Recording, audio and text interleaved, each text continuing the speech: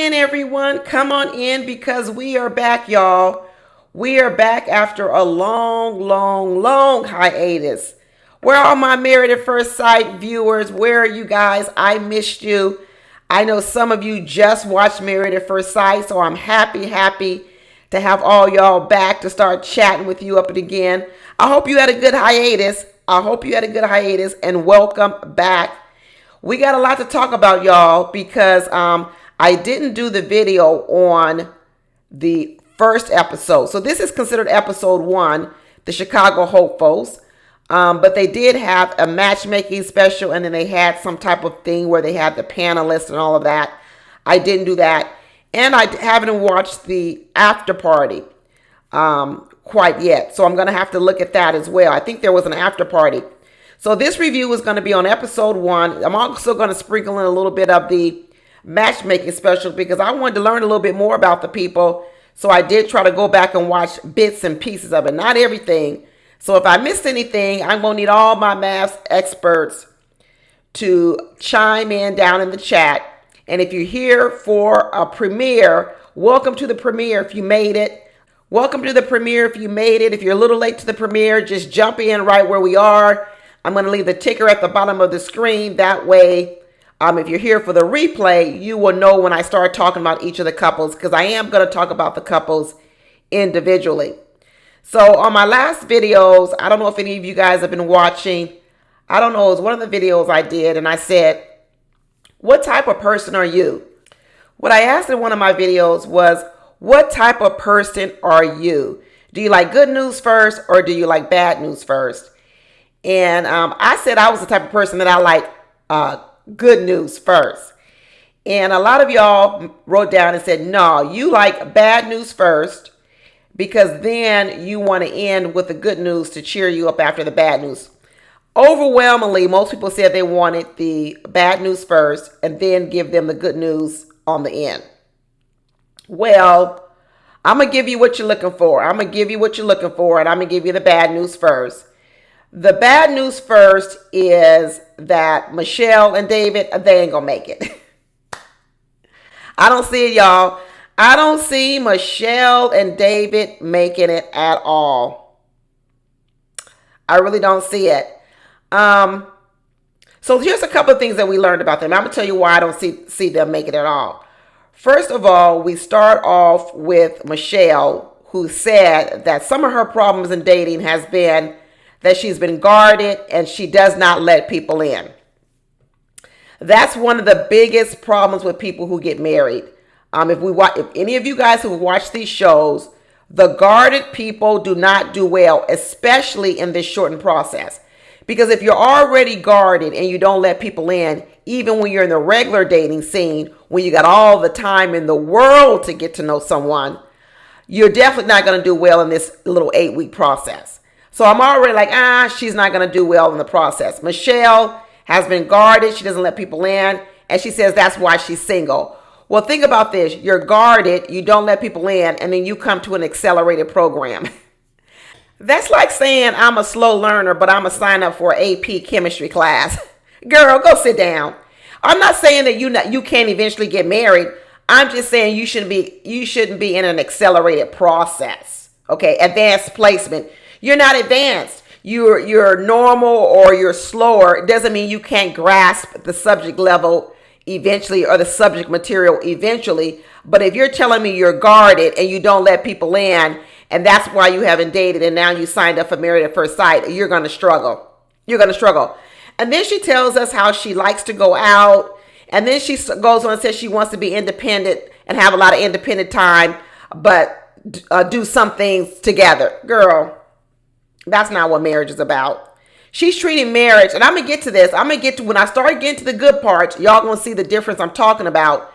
She says she's independent and she wants to do some things together. So what she wants to do is have her life as it is now. And then what she wants to do is she wants to sprinkle a husband on top like some tahini.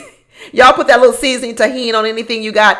I got my life, and then what I'm going to do is I'm going to sprinkle a little bit of a husband on top just to give it a little bit of flavor. That's not how marriage works. A lot of people really believe that marriage is there to serve them. Like they're the main course. They're the main course.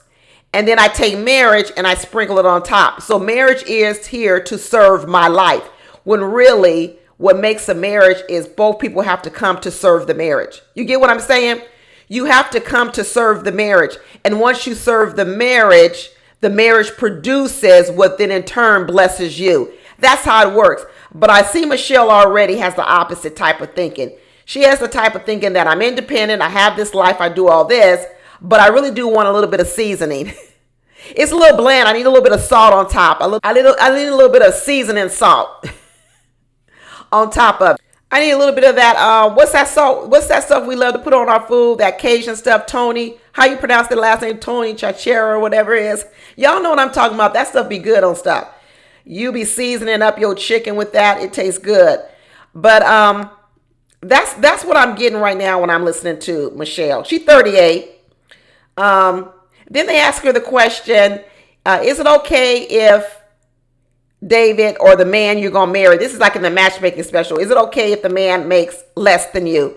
Girl, it was a long, long, awkward pause. A long, awkward pause. And then finally she said, well, it's doable. Bah, doable. That ain't going to be good. That's a no. That's a no. When someone asks you that question and you say it's doable, you might as well just have said, no, it's not really what I want. And she should have been honest and just said it. Because then what they're going to end up giving her is a man that don't make no money, that lives in the basement with his mama. She said at one time, she was a social worker. I think now, what does she do now? I know she says she has a great career. I guess maybe it's later on down in my notes, I'll figure out what she wants to do now. But they done paired her with this guy named David, who's 35, so he's 3 years younger than her. And he said he got 2 jobs and his car is paid off. Yeah, your car is paid off because you living in your parents' apartment and you probably ain't paying no rent. That ain't no accomplishment. A lot of us could have paid off cars if we didn't have to pay no rent or mortgage. Mortgage be 50% of people's paychecks. And he over here bragging because he got his car paid off. Now he says he doesn't really have to live in his parents' apartment. He says he's there to save money. He says that he has 2 jobs and what he's doing is he's saving all his money to buy a house. And what he says is, why should I give all that money to a landlord when I can be saving it up at 35 years old? So you up there in your parents' house at 35 years old, not even contributing to their household financially, and you're just saving all your money for a grown man, and you want to go from a basement apartment to marriage. He ain't ready. He ain't ready. I don't believe it. I don't see it in him. And let me tell you also why I don't think he's ready. Because when Pastor Cal was visiting him and the family, and he asked the family, the mother and the father, do you think he needs to get married? And the mama said, yeah, he definitely needs to get married. The mama knows. The mama says he needs someone to take care of him because I'm tired of doing it. That's what the mama's saying. He needs to get married because he needs someone in his life. And then when they were asking the father, what type of woman do you think he needs? The father said, he needs someone dependable and someone smart. And she needs to be independent and do things on her own. Now, maybe this is why the experts thought Michelle would be a good match, because Michelle said she's independent and she likes to do things on her own. And then she wants to sprinkle a little bit of the husband on top, the little Tony Chacheri or the tahine seasoning on top. And so they think, oh, this would be perfect. I'll get her a deadbeat. I'll get her a deadbeat like David. And then she can do whatever she wants because he's not going to have any pathway forward in life. No, that's not going to work. Because what's going to happen to David is he's going to want a person who's fulfilling roles in his life that his mama did. You see, there hasn't been enough separation between David and his mama. Men need to leave their mamas before they join with a woman, because otherwise what they're going to do is they're going to go from their mama to then wanting that woman to be their mama. And let me tell you, Michelle already said she's not here to be nobody's mama. She's independent. So that daddy said, that mama said, so that father said 2 different things. He said someone dependable and someone independent. Now, the dependable he got right, because what he's saying is my son's going to need a woman to do a lot for him. That's why she's got to be dependable. And then what he said was she needs to be independent because my son ain't going to do nothing for her. That's why she needs to be independent. He needs a woman who's going to do for him, but she got to be independent enough that she don't expect enough from him. And that's also why she got to be smart, because the son ain't going to be that smart to figure things out, and he going to need that woman to do a lot. He's not ready. And then they asked him, does he want to have kids? He says he doesn't mind to have kids, but he's okay if he doesn't have them. And it's the same thing Michelle said. See, these two are coming to marriage to have marriage serve them. And this is why I'm telling you they're not going to be good together, because that's not what marriage is for. Marriage eventually does bring you joy, but it comes after you begin to serve the marriage. And what these two are coming into the marriage as, I want to come right into the marriage and I want to start receiving from the marriage.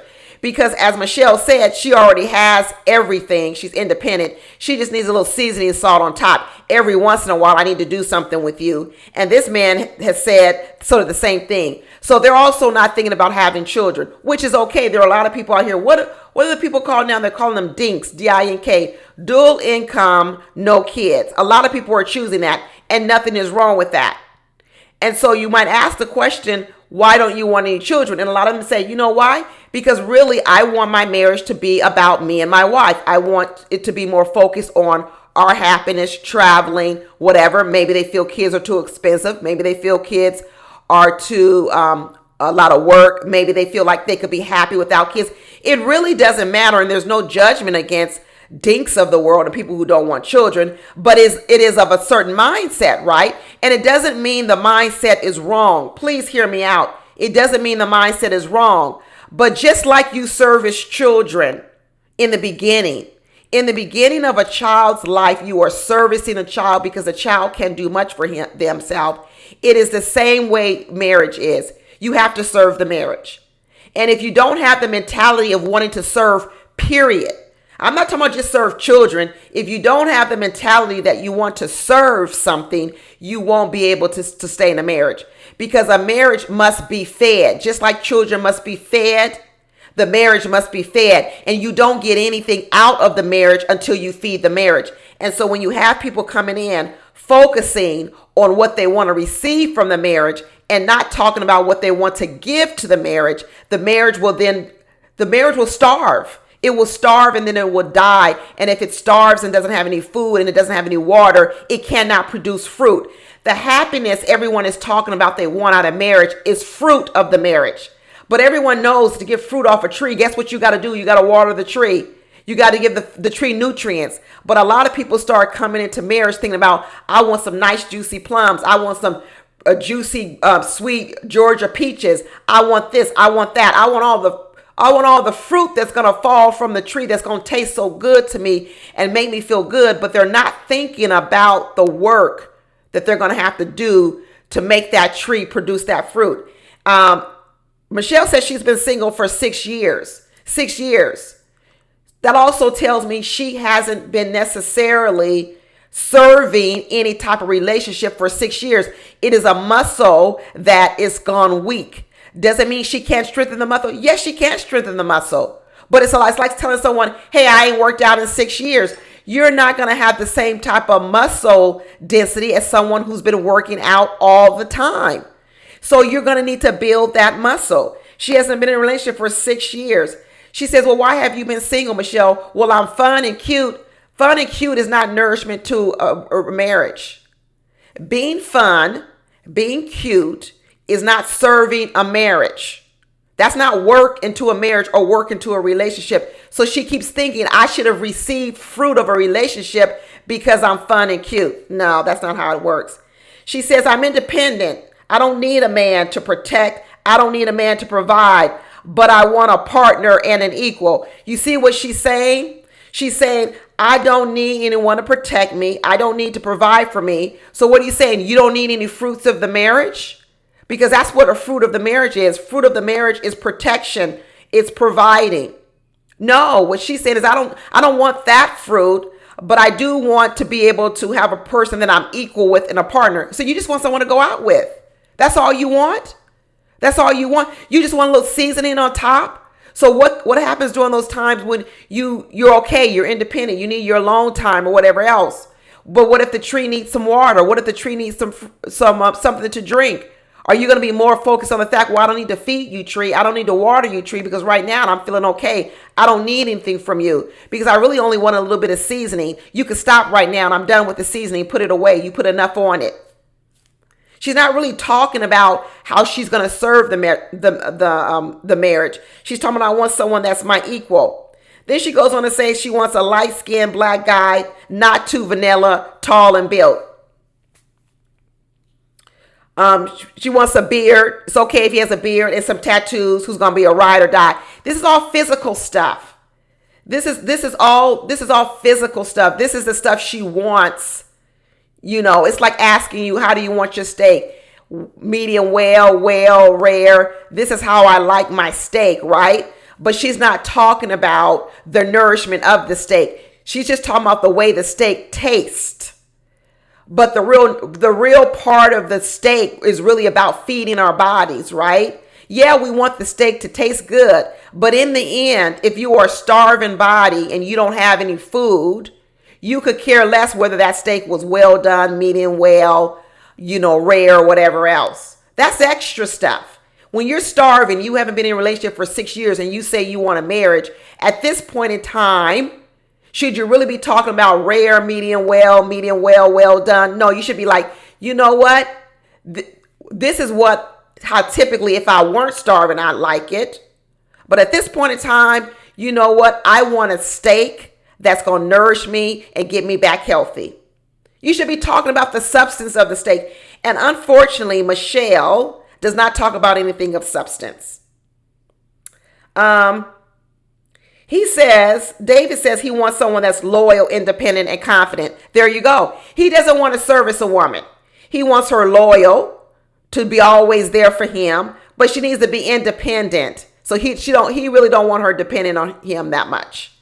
And she needs to be confident because she's going to have a whole lot of work to do. And she's going to need to be confident to be out here in the world all by herself, even though she's married to me. He's not going to be that much supportive for a woman. I'm sorry. Y'all wanted the bad news first. That's what y'all told me, that you like to have the bad news first. So I'm giving it to you. It's not because I'm trying to be a Debbie Downer. I'm just trying to say right here, right now, I had to deliver some bad news to y'all. And I just don't see Michelle and David working at all. He said he's a bona fide mama's boy. This is what he says. He's a mama's boy. So he's continually talking about how his relationships feed him. He hasn't moved from being a mama's boy, receiving from his mother, to becoming a person who then cares for his mother, right? Now, if you're a mama's boy, if you're dating a guy who's a mama's boy, but he has transitioned from receiving from mommy all the time and then transitioned into caring for his mother, he's a mother's boy, but he's a mother's boy in the way that he cares for his mother. That's a different story. But where David is stuck is he's still a mama's boy receiving, sucking off the breast of the mother. That's a problem. He says he wants a sweet woman. He says his mother's Puerto Rican. His mother is strong. You see, that's the thing. David grew up with a strong Puerto Rican mother who probably ran a lot of things in the house, did a lot of things. It looks like he was a bit coddled, right? He was a bit coddled in life. And so now when he grows up, he's decided he wants certain things about his mother, but he doesn't want other things about his mother. You see, this is what happens sometimes when there's these strong women, mothers who run families, that the sons have two feelings about those mothers. One is they like all the stuff the mothers do because that mother's running the house. She's doing everything. She's strong. She's independent. She gets a lot done. She does a lot for the son. But with that comes some bossiness of the mother. That's where it comes with. Some bossiness can come from that mother because that mother becomes a bit bossy because she's got to run everybody in the house because ain't nobody doing shit. She got to run everybody. So when that son grows up, one thing he starts to realize is the part he loved about his mother was all the things his mother did for him. My mother does this, she does this, she does this. But the part that he doesn't like as a man is the mother telling him what to do. He doesn't like that as a man because he says, I'm a man. My mother shouldn't tell me what to do, but yet he still wants to suck off the breast of his mother. So when he gets ready to go out into the world to find his own woman, what he says is, I want a different combination. I want the independence of my mother. I want the mother that's going to do everything because I like that of my mother. But what I don't want is I don't want the woman who's going to be bossy. So what he tries to get is an independent woman that's sweet and kind. That's what he tries to get. I want an independent woman who won't need me, but is real sweet and who is real kind to me and won't be bossing me around. And so what he says is, what does that woman look like? What does that woman look like? So what he does is he then sometimes what men will do is they will reject parts of the mother. And so what this man has said, David has said, his family is Puerto Rican. It's full of strong women, but he don't want one. He don't want one because the Puerto Rican women are too bossy, too strong. So what he says is, I want a white blonde woman with blue eyes. Because what I think David has associated with white blonde women, blue eyes, is that they will be nicer to him. They won't be so bossy to him, but he wants her independent. So he wants an independent white woman with blue eyes and blonde hair that's not Puerto Rican and that's not bossy. Because what he wants is he wants the woman to serve him the way he wants to be served. He doesn't really want to serve the marriage. And he needs her to be ride or die, which means no matter what he puts out, I need her to take it and still ride with me and be loyal to me. David is a hot mess. And honestly, these two, I'm going to predict a thumbs down on them. I'm sorry. Y'all wanted the bad news first. I'm giving it to you. The bad news first. But I don't know if I want to hit you with all the bad news first because then y'all might click off. So I'm going to sprinkle in right now. And I know y'all wanted all the bad news first, but I'm not going to give it to you all. I'm going to spoon feed it to you. Because like I said, when the question was asked, do you want bad news first or good news first? A lot of y'all said the bad news. So I gave it to you. But I'm here to tell y'all that I was the one that said, I want the good news first. Put me in a good mood first. So I'm going to give you some good news. The good news I'm going to bring y'all here today is the good news of Camille and Thomas. There we go, y'all. We got a winner. We got a winner. I'm predicting a winner with Camille and Thomas. And as every season go, y'all know I could be wrong. But I'm going to go out here and I'm going to predict a winner for Camille and I'm going to predict a winner for Thomas. Now, does it mean that I don't see some red flags with these two? No, that's not what I'm saying. That's not what I'm saying. But what I am saying is they have the right mindset. You see, because part of marriage is having the right mindset. Once you have the right mindset, the way you'll know if you can make marriage is if you can hold that mindset, hold on to that mindset, execute that mindset. But what I talked about with David and Michelle, they don't even have the right mindset. So they're already at a loss. Camille and Thomas, the reason I'm going to predict a yes for them is because they're coming into the marriage at least with the best mindset. Now, can they execute it? We will see. But let me tell you why they got the best mindset. They got a marriage mindset. Even when she was about to be a runaway bride, I know that's what they focused on with Camille, that she was almost a runaway bride. But even in her runaway bride episode, it was because she had the right mindset. It's because she was going in with soberness. If y'all remember, we've had a lot of runaway brides in the past seasons. But those people were running away because their mind was focused on looks.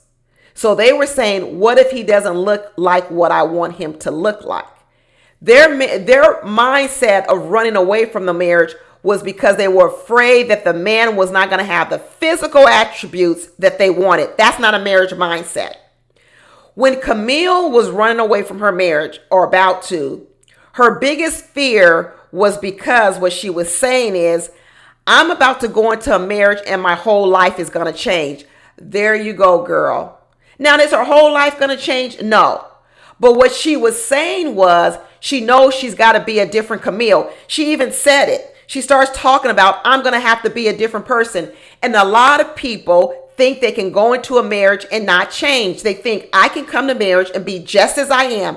I always talk about this. If you want to be in a marriage and be just who you are and have someone like you just as you are, then stay married to Jesus Christ. Be married to the Lord, because you will have to change for a marriage. And if you don't know that, then you don't have the marriage mindset.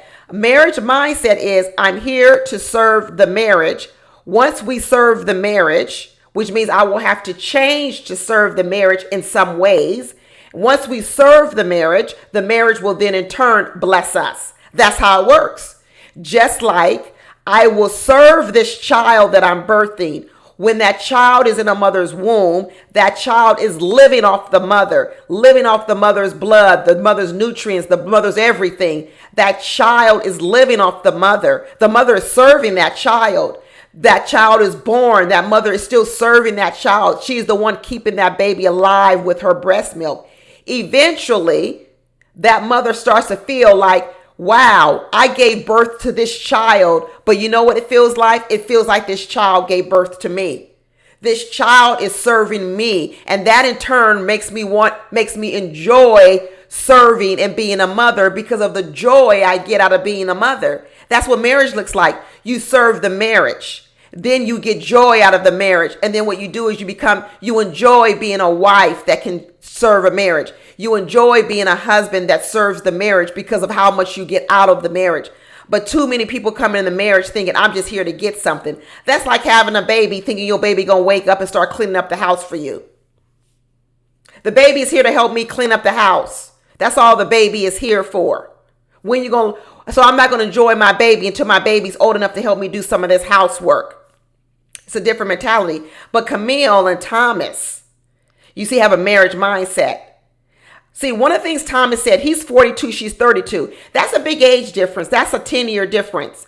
And but I'm gonna say this: Camille is older than 32. When I saw her talking, I was like, wow, she only 32. She kind of talks as if she's a little bit older than 32, at least maybe her mid-30s. And I think that's why she had a problem dating. I think Camille was probably trying to date men her age, but those men her age were not on her marriage mindset mentality. She was too far ahead of those men. So that's why I'm happy they put her with an older man.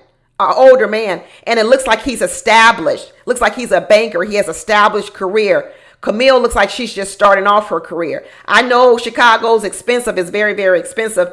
Camille had a small, modest studio apartment.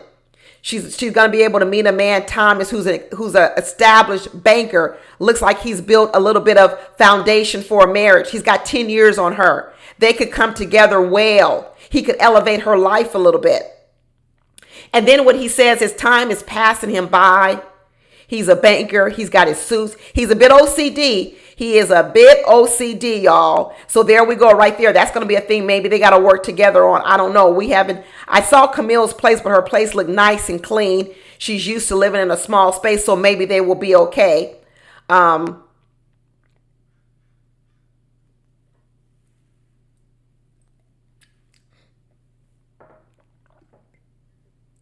But Thomas said he's ready for marriage. He's ready for marriage. And if he is into his career, Camille says she's supportive and she's cheerleader for a partner. You see, she's talking about what she is for the marriage. She's talking about what she is going to implant in the marriage, that she's going to be supportive. She's a cheerleader for her partner, right? And even Pastor Cal said to her, girl, you a wife, you're not a girlfriend. There you go. There you go. I was disagreeing with Pastor Cal a lot last year, but right there when he said that girl was a wife and not a girlfriend, it's so ironic because I had the same thought before he even said it. I said, oh, she's a wife. She's a wife. And that's why I said she felt older. She has the marriage mindset. And she says, you know what? She wants to marry a black man. She said she wants someone that has shared living experience, relatability. She said she wants someone who's more corporate, more straight-laced, which is going to be good for Thomas because Thomas is corporate. He's very straight-laced. He is a black man. Looks like he's biracial, maybe. We saw his mother, so it looks like he's biracial, but he black enough. Everybody talking about Kamala Harris. Is she black? She black enough, and so is Thomas. He's black enough. One interesting thing when they talked about why haven't they found a person, especially Thomas, because Thomas has said he's wanted to get married, and his twin brother, he's of a twin, he's a twin, he's also adopted. And he said, well, why haven't you gotten married? You're 42 years old. You look like you're ready for marriage. Why haven't you found a woman? What type of women were you dating? And he said he's always dated women who were kind and nurturing and supportive, which we believe that's what Camille is. So we got that part. So if you were dating women who were kind and nurturing and supportive, Thomas, why didn't you get married? Those sound like wonderful women. And what I believe is because Thomas is an overthinker. I think he's scary. He can't pull the plug. Later on, when Pastor Cal was talking to his twin brother used a certain phrase. His brother said, take a leap. He said his twin brother told him that Thomas needs to take a leap, which told me that his twin brother saw that Thomas was afraid to take a leap. What Thomas was afraid of was making a mistake. You see, Thomas is in a field of banking where every penny matters. Every little decimal point matters, right? He's into the fine details. He's OCD. He's got his ties lined up, his shoes lined up. He's very, very detailed. He doesn't want to make a mistake. So probably what he did was he lingered with women. He probably wasted some women's time. He probably has dated some very nice women, and those women sat around waiting to get married, and he probably never married them because he was scared. He didn't know how to take a leap. So he's come to Married at First Sight and said, Married at First Sight, I can't do it for myself. I'm too scary. So I need you to do it. But once you do it for me, I'm a stick. Because I think Thomas has the marriage mindset. Thomas is going to benefit from this planned, arranged marriage, because the problem that Thomas has is not that he wouldn't make a good husband. It's because he was afraid to take the leap. And what taking the leap has done was when he signed up for the show, and now Married at First Sight is the one that's going to pull the trigger for him. He can't pull the trigger. Thomas couldn't pull the trigger, but he's ready for it. And so now he's going to get another kind and nurturing and supportive wife in Camille, but Married at First Sight has pulled the trigger for him. He said he's okay with a strong personality because he's pretty laid back. He goes with the flow. He don't go with the flow all the way because we could tell he's got some OCD with him. But what he's saying is, I'm not really argumentative. I don't need to have things my way all the time. So I'm comfortable with a woman who can also lead. And we're okay with that because you know what? We know something about Camille. Camille can lead. Camille is an athlete. Camille is an athlete. Any woman who plays sports to the level that she plays sports has to be confident. You have to be confident to play sports. Initially, that's why when people would put their kids, their young girls in sports, because sports helps build confidence of women. Nowadays, we have to balance the male parts that sports highlight in women and balance it with their soft sides, because sometimes sports go so far and develops that competitive masculine side of a woman, and then they start to lose that feminine side. So sometimes you find women who are so into sports, they're so competitive that eventually they'll compete with their partners. You don't want that part coming out of sports. When your daughters are in sports and they're athletic, you want them to be competitive on the field, but they need to learn how to not always compete with their mates.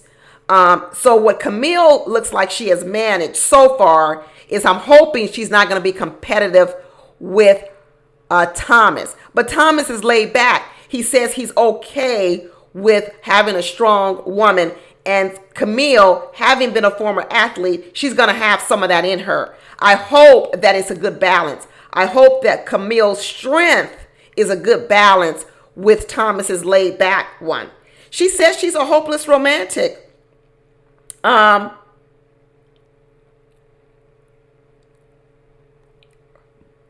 what she says is she wants to do everything with her husband. She want to cook with him. She want to play basketball with him. You see, what Camille is saying is, I want my husband to be my meal, and then the rest of the stuff will be the extra stuff on the side. You see, what Michelle was saying when I was telling you she had marriage mindset, she wanted her existing life to be her meal. And then what she wanted was the husband to be the seasoning on top. Well, Camille is saying, no, I want my husband to be the whole meal. And then what I will do, because I'm independent, I can have other things on the side.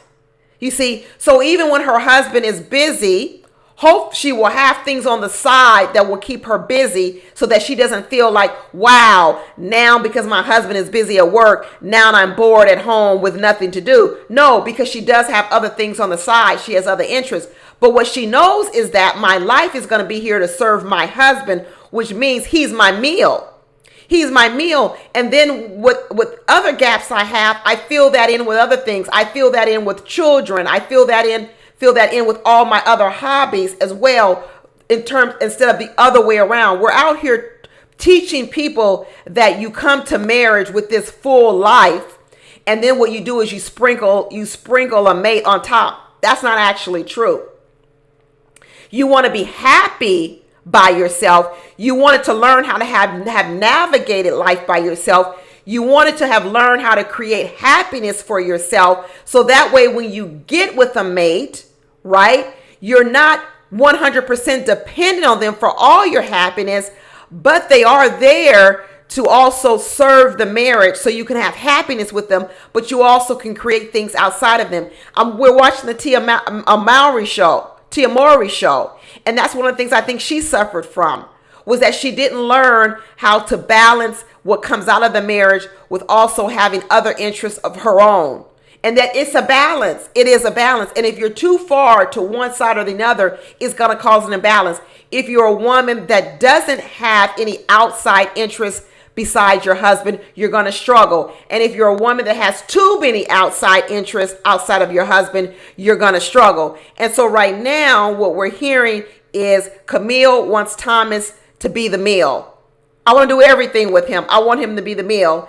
And what we need to hope for is that she also does have some other outside interests. But initially, she's saying, no, I'm here to serve my marriage. And I'm here to serve my marriage because my marriage is going to be the meal that's going to provide me everything I need.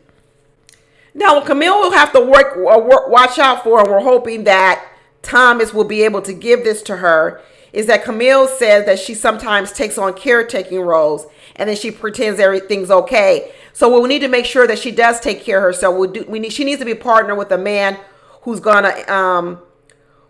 to give to her as well, because otherwise she'll just be pouring into the marriage and no one's pouring into her. So she's going to need a man that's going to do that. And from what Thomas's friends have said, even the brother has said that this man is that type of a man.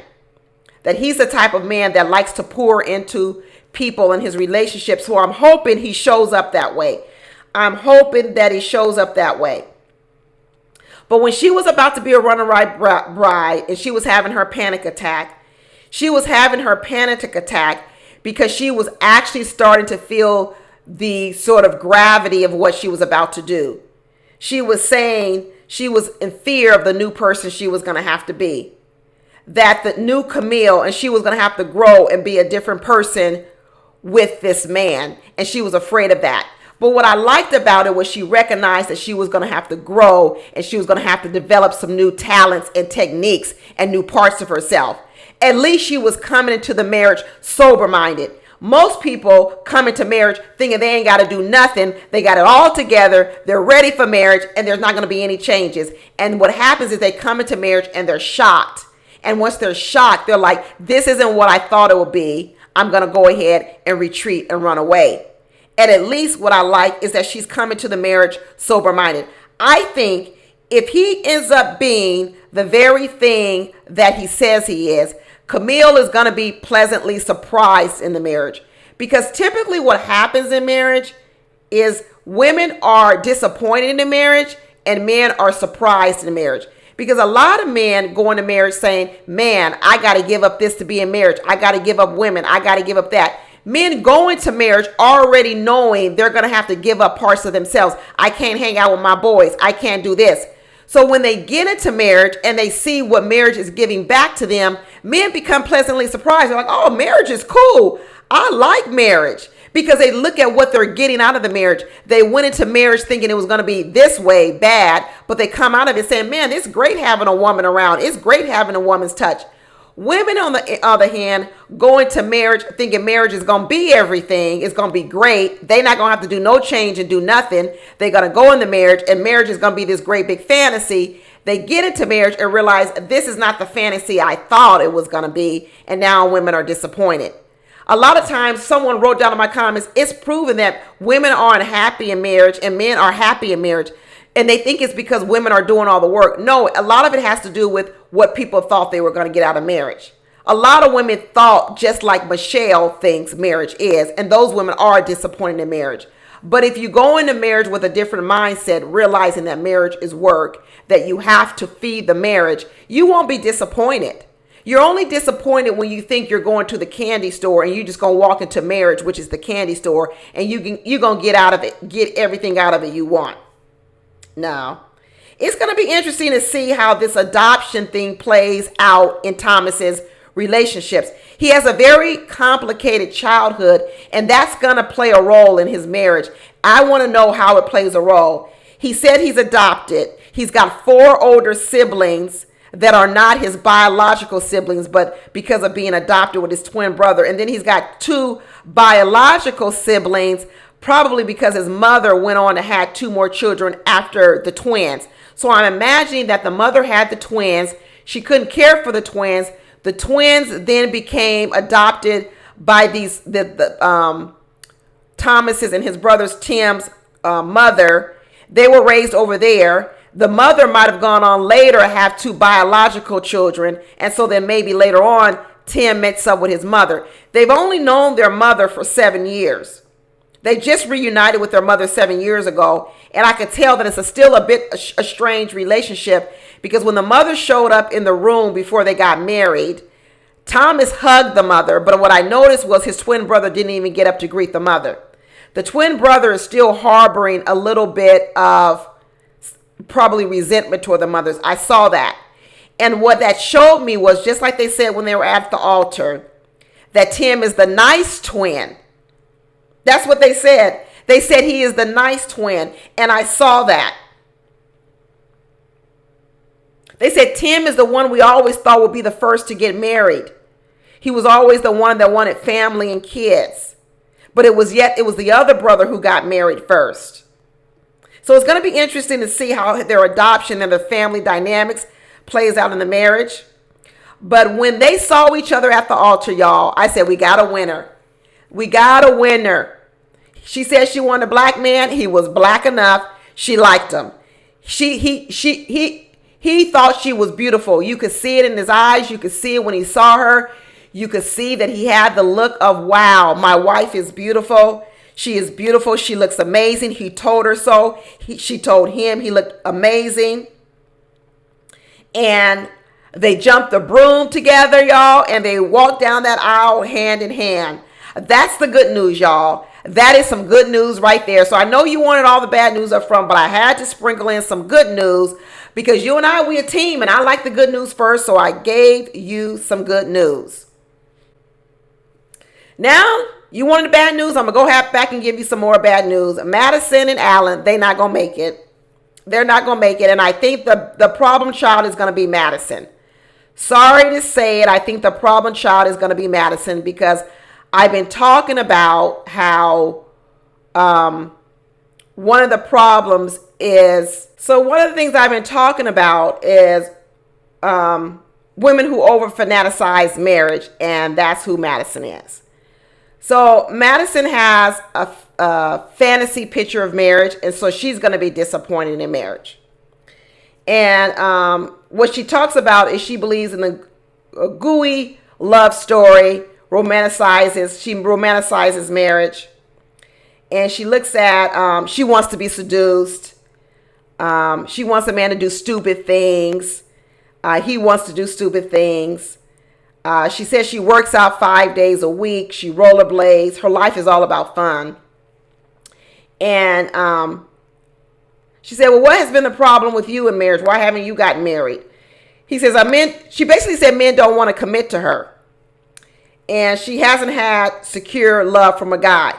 Well, because probably a lot of people, when they meet Madison, realizes that is kind of what she looks like. She looks like a fun girl. And a lot of people don't want to commit to a person who lives in a fantasy world, because what people know is this isn't going to last. It may be good in the beginning with Madison because she's fun, she's outgoing, and she can believe that you're going to be her fantasy. But eventually men know that I can't live up to this girl's fantasy. I can't deliver to her what she really wants. So I'll pretend to be able to give her everything she wants so that they can get out of her what they want, which could be a good time, fun, whatever else. But they're not going to commit to her. Or she's only going to attract men who are unserious because she comes off as unserious. She comes off as living in a fantasy world. She doesn't come off sober-minded when it comes to marriage. She sounds like a girlfriend. So when you talk about the difference between Camille, a wife, and Madison, Madison comes off as a girlfriend. She's great for a girlfriend, but she's not good for a wife. And then she comes in and she says she wants a man that's going to be her cheerleader. Once again, like I said, people looking for people to serve them and not serve the marriage. I want him to be my cheerleader. Now, am I not saying that you don't want someone to support you and care for you? I'm not saying that, so I don't want nobody in my comments talking about that. I'm talking about your mindset. Or is your mindset to serve first and then eat of the fruit? Or is your mindset of feed me first, and after you feed me, then I'll give you a little bit of something out of my mouth? Two different things. Two different things. They start asking her, well, what type of person do you want? She says, you know what? She's typically dated Caucasian guys. She wants them to be at least 6 feet, clean-cut guy, and nice smile.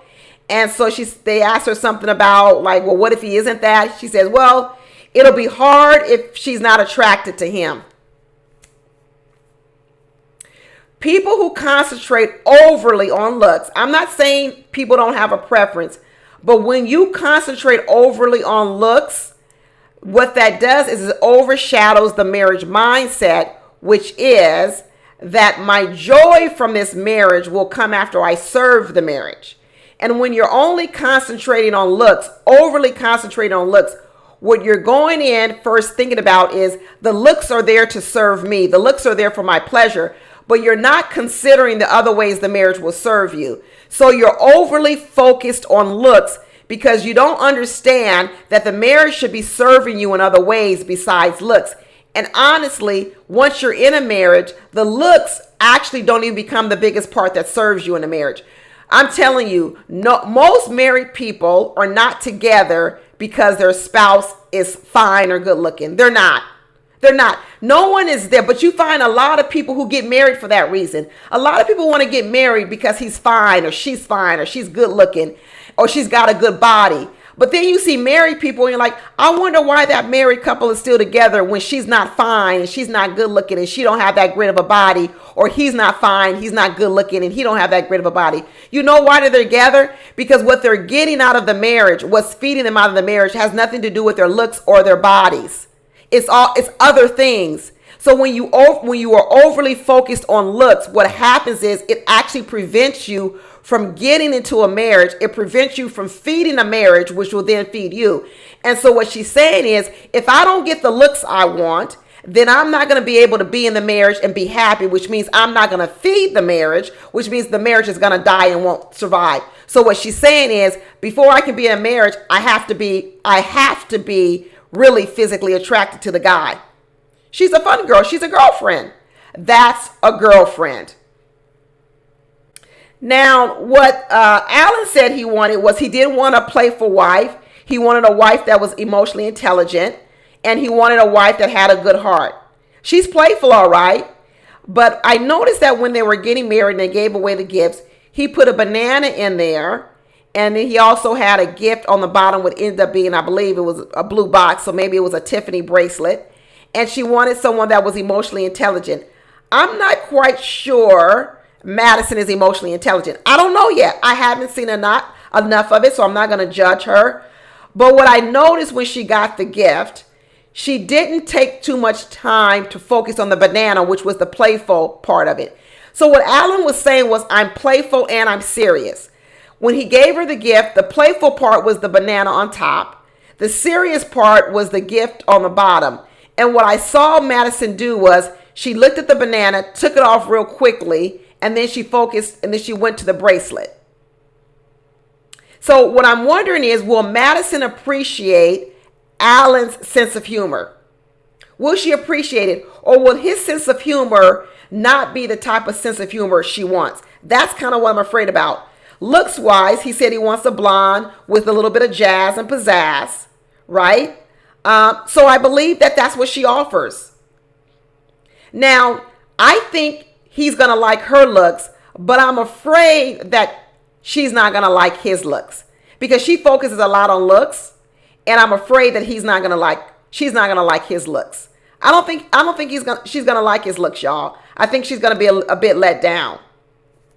And then what he said was, what happened to him? Why wasn't he married? What was his dating woes? He said he was dating a lot of women where either it was hard to pull things out of them, which means they were very guarded. He doesn't want a guarded woman. Or it was all about me, me, me, me, me. And I'm hoping that Madison isn't going to be the me, me, me, me, me person. Because it looks like Allen is a hard worker. He's a very, very hard worker. And although he likes to have fun and goof around, the fact that he broke down a whole house to the studs and did a whole renovation on the house tells me he's got some patience, because redoing a whole entire house takes a lot of patience. I know he likes to have a good time and drink, because every time we see him, he's taking a shot of that brown liquor. He and his family were juicing it up with that brown liquor when they was getting that suit fitting going on. He says he's loyal, he's sincere, he's genuine. He says he's quiet at work, but then after work at happy hour, he knows how to let loose.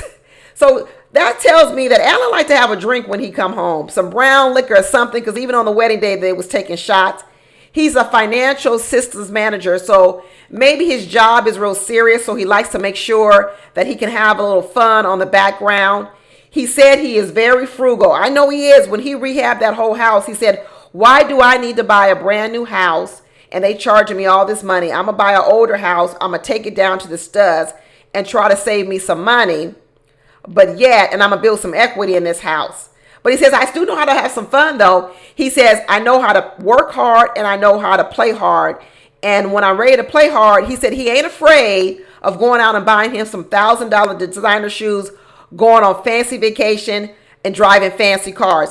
I believe that Madison is going to love all this. She going to love the fact that he likes to go out and buy designer shoes. He likes vacation. He likes fancy cars. I think that she's going to like all this about him. I think she's going to struggle with his looks, because I think she puts a lot of emphasis on looks. If she could get past the looks, maybe they could have a chance. But right now, I'm so afraid that she's going to be so focused on her looks, she won't get past these other parts of him, which is why I think they matched him, that she would actually probably enjoy. He said he saw both sides of finances. He saw his mother. He came from a divorced family. His mother struggled with money. His father didn't. So when he would go back and forth between mom and dad's house, he saw the difference where mom struggled. Sometimes, hey, that he had to stretch a meal here and there. And what he decided was, I didn't want to live the life like my mom. So he decided to get really into finances. And now he wants to create a family unit. He's built a house. He wants to share what he's built with someone. Madison's going to be some fun. She's out there popping champagne. She says she's extremely outgoing. She's extroverted. She says on Friday and Saturday, she likes to be outside. She's a shot queen. She loves to party. I'm feeling girlfriend from Madison right now, y'all. I'm getting a lot of girlfriend vibes. I'm not getting wife vibes from Madison. I hope she can turn it around. And she said she's always gone for the pretty boys, the muscular boys. That's what I'm saying. I just feel from Madison girlfriend vibes all the time. Girlfriend, girlfriend, girlfriend. I'm not getting any wife vibes. And I believe she's going into this marriage not sober-minded. She's going into marriage thinking, this is what I'm going to get out of the marriage, but she's not really giving consideration on how she's going to have to change and be different to serve the marriage. And I think she's going to be disappointed. She said her husband's going to think of her that he's got the coolest wife ever. That's not wife material, the coolest. That's what I'm saying. That's not marriage mindset. The coolest wife. He gonna need more from a wife than you be cool. Like he wants to hang out with you. That's what Madison's really looking for. Somebody to hang out with. Someone that can serve her current life. Fit into her current life. A cool buddy. She's not looking to do no work. And what he's saying is he already has family love. He already has the career. But he also wants the erotic love. He wants that's going to come from a wife. I don't know, y'all. I'm not going to give them a thumbs up or a thumbs down because I got to see how Madison reacts to when she sees him, because that's going to be a big thing. If she does not like him physically, it's going to be hard for her because of the way she views marriage and partnership. Her father has some really sweet words to say about her. Dad said he was nervous for her, but he will support her because he said that she's been the daughter that any father would ever want, that she is kind, she has a big heart, and she is smart. So the question I'll have for Madison is, what does it take to get to that part? What does it take to get to the part where she can be kind to Allen, have a big heart, and be smart, right? Will it take her to be physically attracted to him initially off the bat? Because that's the unlock. See, I think you have to unlock Madison. And once she gets everything she wants, I believe she will be the wife that the father is describing. But the question is, how do you unlock that in Madison? And what I believe with Madison, she may be focused a lot on looks. And so that part of her never gets unlocked. And I'm going to tell you this about Allen. I think Allen, people who are funny and who can joke, sometimes their jokes can turn from good jokes to bad jokes. And if Allen feels a certain type of way, if Madison makes Allen feel a certain type of way, I wouldn't be surprised if Allen can go to a dark side on Madison. I wouldn't be surprised. I don't know, y'all. Like I said, I've only watched one episode of these people, so I really have no idea what's going to go out. I'm just here talking about what I think. So I'm going to have to deliver more bad news to you. The other couple, Ikechie, I think I can get his name right, Ikechie and Emem, will they make it? I don't think so. I want to believe so. I don't know all the way. Right now, let me tell you. Let me say this. Let me not say will they make it or not, but let me tell you right now where I believe my red flags are. I believe my red flags are in what Emem is looking for in a marriage. In this season, the matchmakers were trying to decide who was best for Emem. They were trying to say, is it Ikechie or was it going to be another guy named Faye or something? He was a lawyer. I didn't know everything about that other guy, Faye, what his name was. But what a little bit I saw about him, y'all, I felt he was a better match for Emem. I think maybe he was too short, though. I think he was short, and that would have been a problem. But personality-wise, I felt like he was a better match for Emem. So what do we know about Emem? What we know about Emem is she says she want to be manhandled. Okay.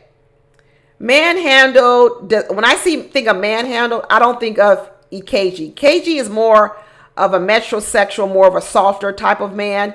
He's not a manhandling type of guy. All right. And then when I think about a woman who says she wants to be manhandled, typically that means because she's a little bit of a tough cookie herself. And so she needs a strong man to handle her. And I don't think that Ikechie is going to want that type of energy. I don't think he's that type of guy. I actually think Emem is going to be a little bit too tough for Ikechie when she talks about she wants a man that she wants to be manhandled. I don't think of that with her. Ikechie is very smart. Like she says, she's a nurse practitioner, so she makes a lot of money. And nurse practitioners make a lot of money. So he's already going to make less than her because he's a high school counselor. And she says that's okay as long as he can take care of himself. She says she wants a sense of safety and security. Well, safety and security for women come in two ways. It comes in financial security and it comes in emotional security. And financial security for Emem is going to have to come from her because although a high school counselor makes a good living, he's not going to make the type of living that's going to give her full security because they're never going to be able to live off his salary alone, which is okay. So she's going to be able to have him for some security that he can contribute to the household. It won't be the type of security whereby he makes a whole lot of money, where she can believe that one day she can quit working or she could take a lot of time off. She's not going to be able to do that. So I don't know if Ikechie is going to offer her the security she wants, because I think she's going to kind of run over Ikechie, y'all. I do. I think Emem is a tough woman. I think when she talked about she wants a man where she can bring her troubles to her marriage and be a solid person. Once again, she's talking in terms of what she can get out of the marriage. So I think Emem has in the background a lot of maybe things going on. And maybe the problem she's had in relationships is once all that stuff really starts to come out in her relationships, I think people might feel like she's too much. I think she's going to be over the top, y'all. I think she's going to be a lot. When someone says she wants someplace where she can bring her troubles to, I'm like, troubles? What troubles are you talking about? She didn't say I just want someone that I could talk to. She's like, all my troubles. I want to be able to lay all my burdens down on you. That means that she's lived a life where she might have had a lot of them. And she wants somewhere to be able to bring them. And she wants there to be someone to be able to take that on from her. I think Emem may have a lot of stress from work. I think she might have a lot of expectations on herself. I think she likes to live a life where she looks perfect because she dresses sharp. She looks flawless. That office they went to looked beautiful, fabulous. She seemed like a woman that got a lot of things together on the outside. But something tells me on the inside, Emem might be a little bit of a hot mess emotionally. I hope I'm wrong, y'all. I hope I'm wrong. Her place is beautiful. She looks like a beautiful crafted package on the outside. But I think Emem on the inside, we might discover some things. And she wants her man to be clean cut. If he's bearded, he's still got to be well trimmed, right? I think she likes the curated look of the guy, the nice polished guy. But she also wants to have this goofy, fun, and sexy side too. One of the things she talks about is that she missed her dating curve because she was so focused on work and school. So what she's saying is she was so focused on work and school that she didn't put a lot of effort into relationships, which also means that she didn't develop her relationship skills. So she was focused a lot on work and school that she hasn't learned how to blend in a relationship. That's what I'm saying, that she's very crafted on the outside, very well polished on the outside. But the skill set you need to be in a relationship, I'm not sure she's done the work. Which in a lot of ways, when I say you've got to invest in the marriage and the marriage then gives you a dividend, a return on your investment, when Emem is thinking that all this other stuff I did in the world, which was my career, my education, I got a nice house, I dress nice, my nails are done, my toes are done, that she looks at as her investment in the marriage, but that's not really investment in the marriage. That's still just investment in yourself.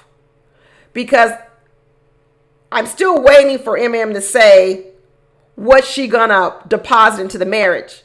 I haven't heard it yet. I hear her talking a lot about all what she's done in life, what she's done for herself, but I'm not hearing from her the language of what am I here to invest in the marriage. What it sounds like is she's doing the same thing. I've got the career, I've got the looks, I've got the nice clothes, I've got the nice place. Now what I'm ready for is a man to sprinkle on top of my life. That's what she's looking for. A man to sprinkle on top of her life. She's not really looking to have what Camille was looking for when Camille said she was afraid of how she would have to change for her spouse or change for the marriage. Emem ain't afraid of none of that because Emem is not even thinking about how she'll have to change for the marriage. She's just thinking about what she gonna get out of the marriage. She's a Nigerian, which we know Nigerian families, the Nigerian women, people I've seen, they're very into education, getting degrees, very hardworking. And I think she has that same mentality. And I'm not for sure. I wonder how she'll look upon her husband, Ikechie. Will he be intellectual enough to her? Will he be serious enough for her? Because he's a high school counselor, but he's very artistic. He likes music. He likes painting. These are all things he does to enjoy life. He's in the Mason. He likes to give back. He likes to volunteer. His job isn't everything. When you look at his life, he's the opposite of Emem. Emem sounds like her whole life is her job and her career, but yet with Ikechie, he has a career that helps pay the bills, but his life seems to be painting and music and volunteering and these types of things. Will Emem think he's too frivolous? Will she not look at him as serious enough? Will she look at him as weak, too soft, that he can't manhandle her? He can't handle her strong personality. I don't know. I'm not feeling good about it, but I'm gonna still keep some hope for it. He said what he's looking for is he wants best friend vibes. He said he wants to be able to introduce the person, to be able to introduce him into a new way. What are going to be his deposits into the marriage? So now I'm thinking, okay, I hear what you want, Ikechie. What are you looking to be deposited into the marriage?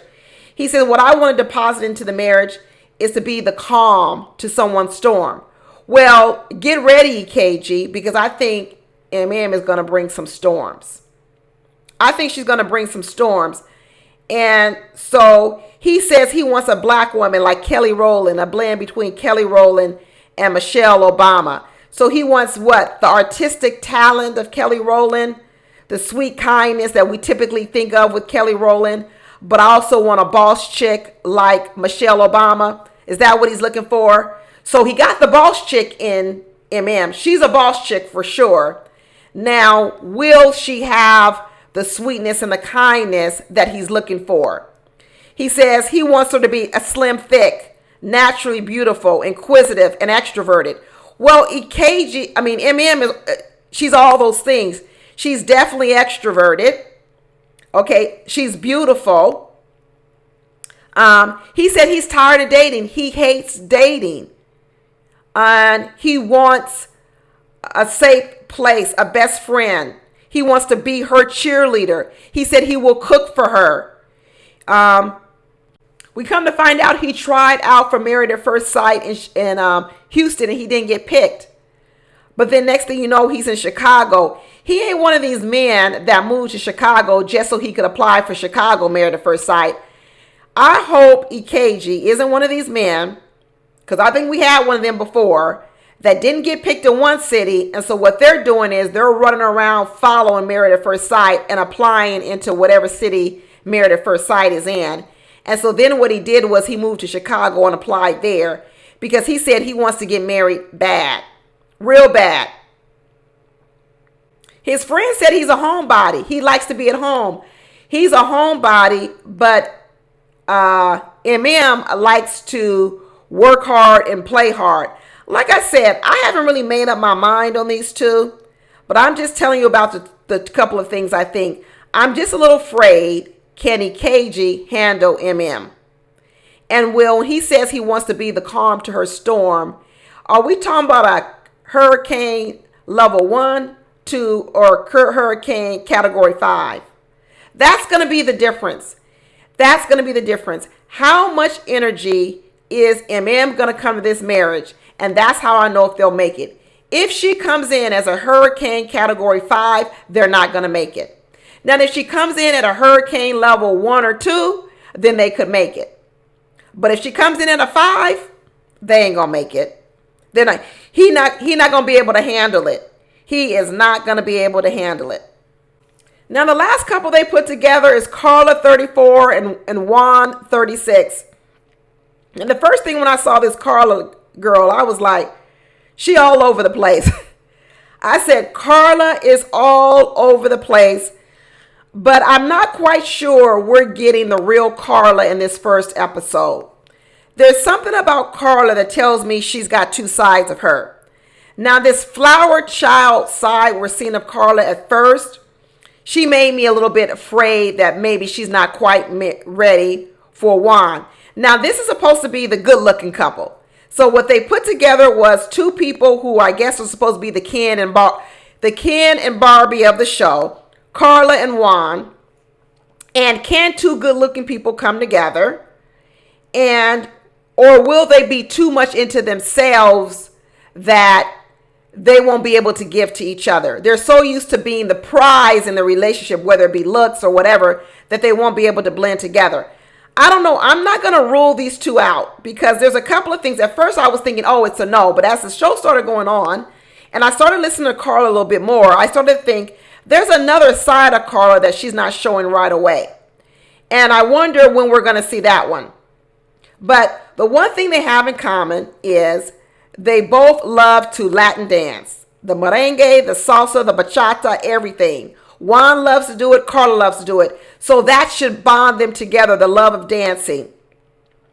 Juan said he wanted a person who could understand his cultural roots, that he's both Latino, his Latin side and his American side. He wanted a person who could blend both of those. I mean, there's tons of Latin Americans out here. So that part I didn't get about Juan when he was saying that he couldn't find a woman that can enjoy his Latin side and his American side. I really thought that was a little bit weird because there's tons of Latin American women. So what would he mean he couldn't find that? I know they're trying to say that they're trying to make it seem like Karla's going to be the biggest issue, but my instincts are starting to give me that it may be Juan's going to be the biggest issue because that statement right there, he keeps saying it over and over again. I want someone able to enjoy my Latin side and my American side.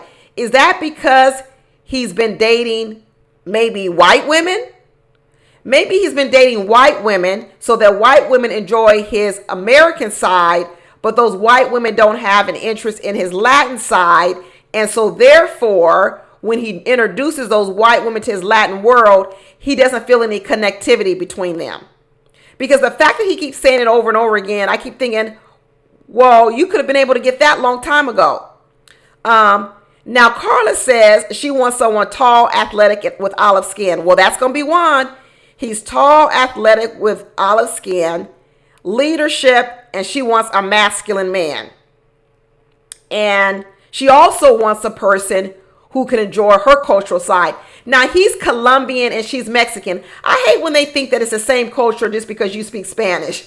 Because Colombians and people from Mexico are two different people. I mean, they're two different cultures, right? First of all, they may both speak Spanish, but Colombians, I don't know if anybody knows Colombians and then they know Mexicans. It's not actually the same culture. We saw this go on a couple of years ago when they put Gil with Mirla. Mirla was Mexican. Gil was Colombian. It's not the same culture. Yeah, they speak Spanish. I don't even know if Karla speaks Spanish. I don't even know if they speak Spanish, whatever. But it's not the same exact culture. And I hate when Married at First Sight believes it's the same culture just because they both speak Spanish. But whatever. Maybe it was too hard to find another Colombian woman. I don't know. But anyway, and who knows? It sounds like Juan probably don't like Colombian women. I'm starting to think Juan didn't date Latin women. That's my first instinct, that Juan did not date Latin women. Now, Karla is a hairstylist, so she is definitely into some aesthetic. She likes things pretty. She's a hairstylist. So you got to like pretty things if you're a hairstylist. And what she was saying, which is why I said I don't know what Karla we're getting. She's saying that I think she's been trying to lean more into her feminine side, but she says it's hard to stay in her vulnerable state because then she puts up walls. I think Karla's trying to pretend like she's this free spirit, but I'm not for sure she is, y'all. Because she says it's going to be hard to stay in her vulnerable state. People who are free spirited Typically, that's where they live in a vulnerable state. They're not worried about anything. They're not scared of anything. They're just out here free flowing. They don't have a lot of worries. That's what a flower child looks like. But Karla said to us, it's hard to stay in her vulnerable state because she puts up walls. Well, that's the opposite of what Karla's trying to present. I think Karla presents this fun, outgoing girl, but there's something behind there that Karla has that comes out in a relationship that changes the way she interacts in a relationship. When Karla was looking for her wedding dress, she said she didn't want anything too covered up. She said she's a free spirit. She flows with the universe. Now, she was saying all this, that she flows with the universe. She's a free spirit. And then she said she's like an alien from another galaxy. Girl, so she's describing herself as an alien from another galaxy. Is she describing herself this way because people have told her she's weird? Have people told her, girl, you're weird, which means they don't understand her? And maybe that's because Karla presents a lot of different people at one time. She says, but she craves intimacy. So is Karla going to be this person where she's kind of all over the place and no one knows who she is because she's kind of like, she switches from the flower girl to being the person who's guarded, right? And so people don't know how to deal. Are you the flower girl or are you the guarded girl who doesn't let her walls down and who doesn't know how to be vulnerable? Which one are you? She says she's fun and she's spicy.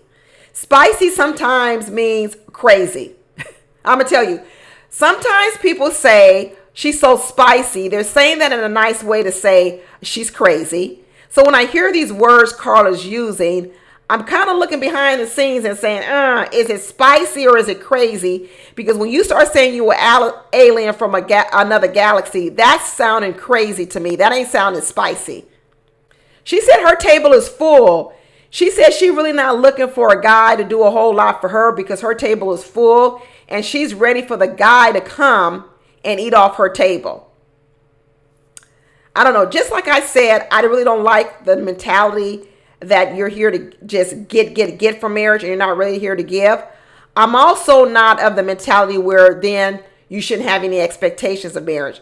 So for her to talk about she's a full plate and just come eat off my plate, and she doesn't talk a lot about what fruit she wants, that also was a concern. I'm concerned both ways. I'm concerned when you don't talk about what you're going to deposit into the marriage, and I'm also concerned when you don't have any expectations of the marriage, because it also tells me you're not sober-minded. What that tells me is what you're thirsty for is the relationship, so you're just willing to say, I'm willing to do whatever. I'm a free spirit. I don't have any expectations. I don't need anything from you. I'm here just eat off my plate. I'm easy to get along with. I'm fun. I'm outgoing. But yet, like, we know everyone's not like that. So what is it that you're hiding? There's something beneath there that you're not telling us. Maybe that's when people start calling her crazy, because maybe she doesn't know fully who she is. I don't know, y'all. I'm just sitting here talking in the mic. I have no idea. These are things that I'm just going to be looking out for in the coming episodes. And then Juan tells us that he knows about himself that he's not an easy guy. He said he's had a lot of success career-wise. He's been blessed. He lives in a high rise. It looks like he's well cared for financially. But he says he knows he's not an easy guy to be with. So this comes the part when we talk about when you get two really good looking people, will they be too much of a diva and a divo? Or will they be able to humble themselves enough in the relationship in order to serve the marriage? That's the thing. Can these two good looking people come to the marriage, humble themselves enough in order to serve the marriage? Or are they both going to be looking for the marriage to serve them? We'll see. We'll see. I don't know, y'all. I don't know about them. But so far, my winner is Camille and Thomas. I'm going to stick with it. Camille and Thomas. I hope they don't let me down, y'all. I hope they don't let me down. But that's all we got, y'all, for episode 1. Let me know what y'all think down in the comments, in the chat. Anybody who made the premiere and you're still here, thank you for sticking it out with me. I know this was a long video. And like I said, I'll put the timelines and everything in the ticker so you can skip around as you like. And I will see y'all next week. Alrighty, bye.